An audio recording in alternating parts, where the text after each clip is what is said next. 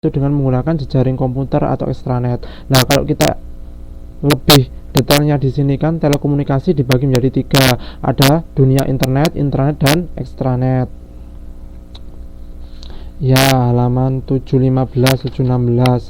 Ya, monggo dibuka itu. Di situ dijelaskan semua. Lah, internet kan mbak-mbak sendiri kan punya Android semua. Bahkan saya kalah HP-nya dengan teman-teman di sini.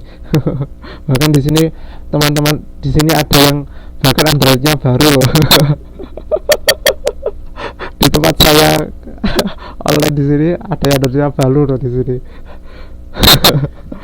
Nah, saya sampai kalah loh. Tapi nggak apa-apa lah, nanti suatu saat saya pasti punya. Amin.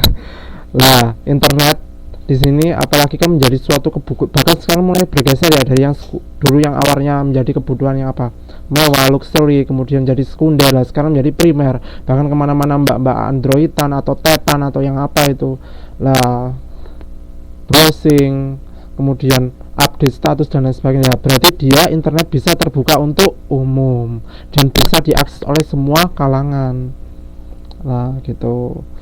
Nah, beda lagi sama intranet. Intranet itu sendiri dia punya di sini pengawasan khusus, ada peraturannya khusus. Jadi nggak angger atau nggak sembarang orang istilahnya bisa mengakses semua datanya. Nah, dalam satu perusahaan itu mungkin hanya 1, 2 atau 3 perusahaan yang punya channel itu sendiri.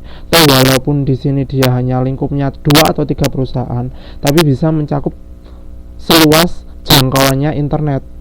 Nah, tapi internet kan sangat terbuka. Kalau intranet di sini lebih tertutup dan lebih banyak regulasinya. Nah, beda lagi kalau extranet di sini. Nah, menggunakan pertimbangan dan persyaratan tertentu seorang atau lembaga yang berasal di luar organisasi sehingga dapat mengakses intranet secara terbatas. Nah, di sini berarti ada perusahaan lain, walaupun dia di sini bukan dalam apa ya, lingkup kerjasamanya dia, dalam artian awalnya belum punya kerjasama dengan dia, kemudian dia akhirnya mempunyai akses, misal punya akses passwordnya, username-nya, karena dia mempunyai kepentingan untuk bisa mengakses itu.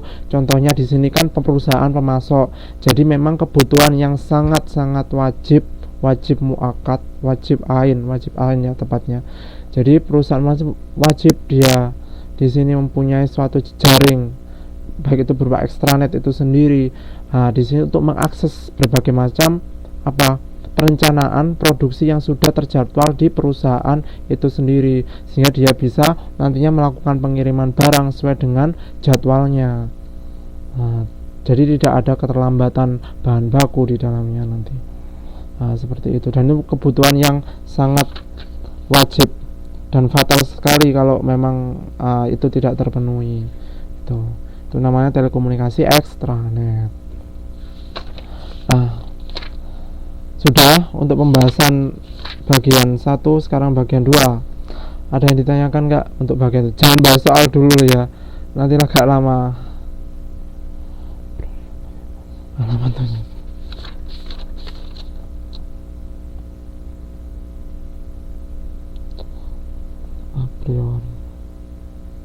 a priori 717 yang mana ya? Itu soal apa itu ya, Mbak? Memerlukan saat mau dari seperti tamu. Yang mana ya, nggak ketemu saya. A priori berarti lebih pada a priori kalau saya menghubungnya pada itu, bagaimana dia menetapkan suatu skala dia di sini menentukan dia itu harus melaksanakan produksi yang satu dengan yang lainnya, atau bisa dikatakan secara, kalau saya menangkapnya ya, skala prioritas seperti itu mungkin. Pilihan ganda nomor 2 lah ya, pengalaman.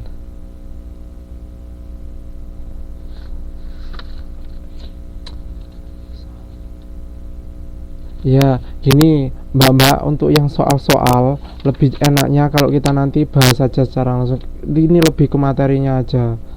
Kalau saya gitu ya. Gimana? Karena waktunya ini juga terbatas. Nanti pada saat TTM kayak kita bahas kemarin loh, waktu kita TTM. Nah, itu kan lebih enak, kita lebih tatap muka di sana. Lebih enaknya. Ya, mending kita lanjut aja untuk materi. Kalau memang ada dari materinya yang tadi memang belum ada yang belum jelas, monggo ditanyakan. Nah, kalau nomor 2 kan jelas jawabannya A kan, hafal a priori. Amatir, aftur itu kayak bahan bensin, bahan bakar. Yang dimaksud hafal itu sendiri. Nah, nanti oke, kita lanjutkan aja ya untuk materi yang selanjutnya, bagian kedua.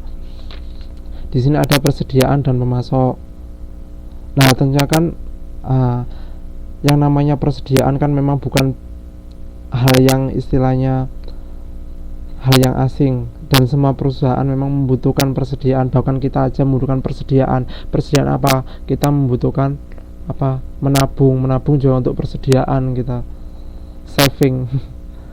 Mbak belanja juga untuk produksi di rumah, memasak atau yang bekerja di perusahaan itu tentunya kan membutuhkan suatu persediaan kan.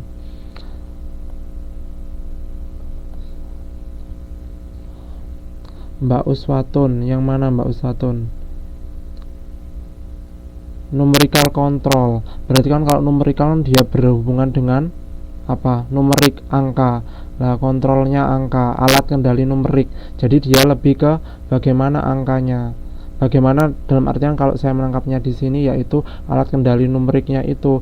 Dalam artian kalau saya di sini mencontohkan dalam dia misalnya menarget dari target produksi dalam satu periode itu sendiri. Jadi ada alat pengendalinya, ada alat numeriknya, seperti itu, sehingga yang nantinya bisa sesuai dengan kapasitas normal yang memang sudah ditarget atau sudah memang direncanakan dari awal.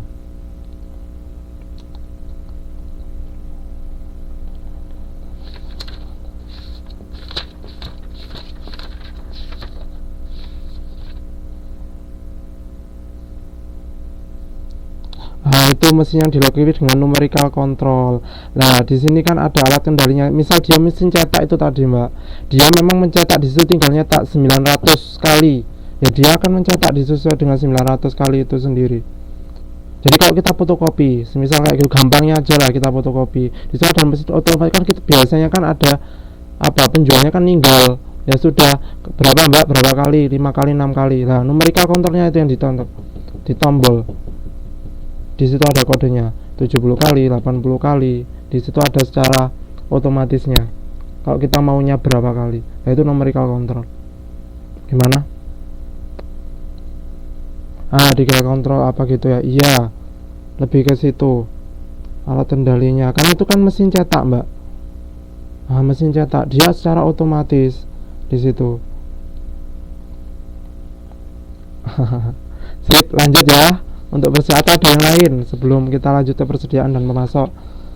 Mumpung saya sudah bisa buka modul. Lanjut ya.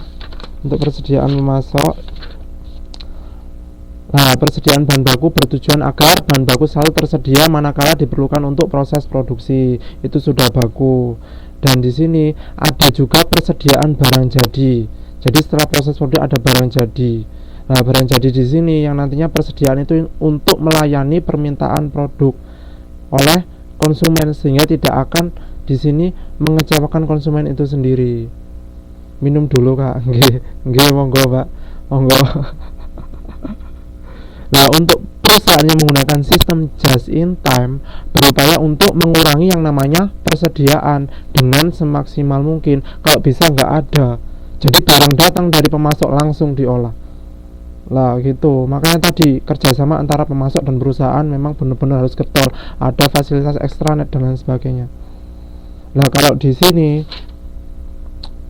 memang kadang-kala ada perusahaan yang tetap saja dia harus walaupun tetap pakai just in time, tetap harus dia punya, karena ya namanya perusahaan ya ada yang namanya keraguan-raguan dari manajer operasi itu sendiri atau seperti apa, atau orang dia punya berjaga-jaga karena sebelumnya dia punya pengalaman atau seperti apa.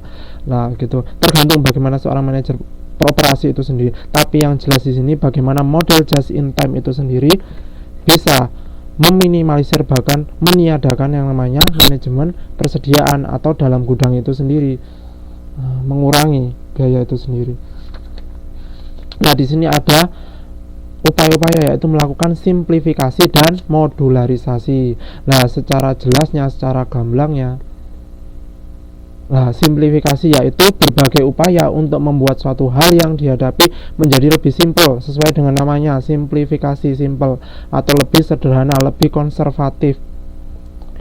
Ya, tergantung dari manajemen perusahaannya. Ya, tadi ada yang push system, ada yang pull system, ada yang dia manajemennya secara konvensional, berarti dia tetap mengadakan namanya persediaan. Ada yang tuh walaupun dia JIT mungkin, tapi tetap aja dia harus ada buffer stock, tergantung dia.